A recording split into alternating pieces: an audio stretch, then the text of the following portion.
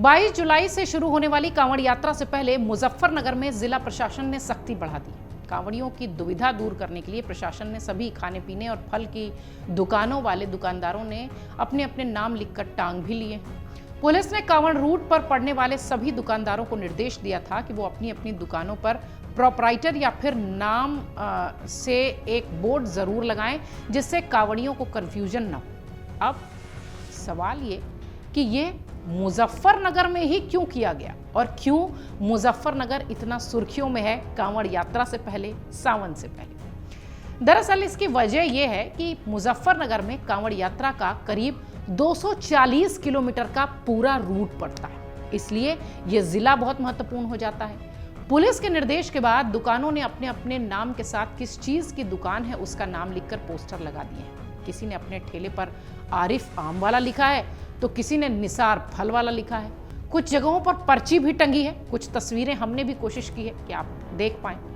जिला प्रशासन द्वारा इस बार कांवड़ यात्रा को शांतिपूर्ण तरीके से संपन्न कराने के लिए एक नया आदेश जारी किया गया था, जिसके चलते इस बार कांवड़ यात्रा में खानपान की दुकानों, होटल, ढाबे, ठेले सभी जगह शिवभक्त कांवड़िये खाद्य सामग्री खरीद सकते हो और उन सभी को निर्देशित किया गया था कि वो अपनी दुकानों पर अपना नाम जरूर लिखें।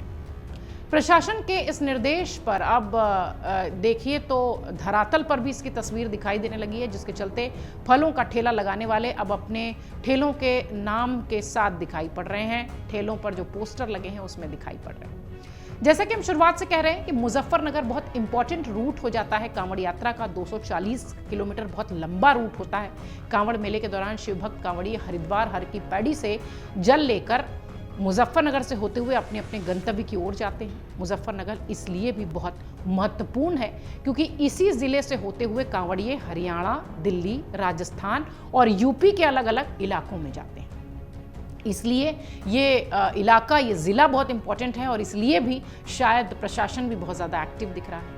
मुजफ्फरनगर के एसएसपी अभिषेक सिंह कहते हैं कि हमारे जिले में 240 किलोमीटर का कांवड़ मार्ग है, तो जितनी भी खाने पीने की दुकानें हैं, चाहे वो होटल हो, ढाबे हो, ठेले हों, सब जगह कांवड़ियां अपनी खाद्य सामग्री खरीद सकते हैं। उन सबको निर्देश दिए गए हैं कि अपने काम करने वाले लोगों के नाम जरूर लिखें। ये इसलिए भी जरूरी है ताकि किसी प्रकार का कोई कंफ्यूजन किसी भी कांवड़िया के भीतर न हो और ऐसी स्थिति न बने जिससे कि कहीं कोई आरोप प्रत्यारोप हो, बाद में कानून व्यवस्था की स्थिति उत्पन्न हो। ऐसा निर्देश इसलिए भी दिया गया है और इसका सभी पालन भी कर रहे हैं, एसएसपी का ऐसा कहना है। लेकिन अब इस पर सियासत भी तेज हो गई।